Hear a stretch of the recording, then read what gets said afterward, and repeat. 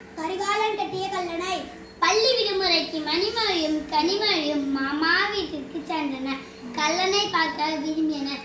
அத்தை மாமாவுடன் புறப்பட்டனர். நாம் கல்லணையை நெருங்கிவிட்டோம். அத்தை, கல்லணை எந்த மாவட்டத்தில் உள்ளது? தஞ்சாவூர் மாவட்டத்தில் உள்ளது. அங்க பாருங்கள் கல்லணை. கல்லணை எவ்வளவு நீளமாகவும் அழகாகவும் இருக்கின்றது. இந்த கல்லணை யார் கட்டியது மாமா? இந்த கல்லணையை கரிகாலன் என்ற மன்னர் கட்டினார். அவரை பற்றி சொல்லுங்கள். சிறப்புமிக்க சோழ அரசர்களின் கரிகாலன் ஒருவர். இவரது இயற்பெயர் பரமன் என்பதாகும். அப்படியானால் கரிகாலன் என்ற பெயர் எப்படி வந்தது? கரிகாலன் என்பதற்கு கருகை காலை உடையவன் என்பது பொருள். இளம் வயதில் இவருக்கு தீ விபத்து ஏற்பட்டு இவரின் கால் கருகியது.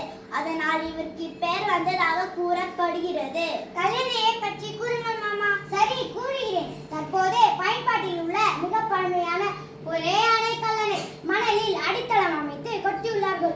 இதுவே உலகின் மிக பழமையான நீர்ப்பாசன திட்டம் எனவும் கூறப்படுகிறது. ஓ, அப்படியா மாமா? சரி, மேலும் சொல்லுங்கள். காவிரியில் அடிக்கடி பெரும் வெள்ளம் வரும். அந்த நீர் எதற்கும் பயன்படாமல் வீணாக கடலுக்கு சென்றுவிடும். மழைக்காலத்தில் வெள்ளப்பெருக்காலும் கோடை காலத்தில் நீரின்றியும் மக்கள் தேடப்பட்டனர். அதனை தடுக்கும் வகையில் பெரியதோர் அணை கட்ட முடிவெடுத்தார் கரிகாலன்.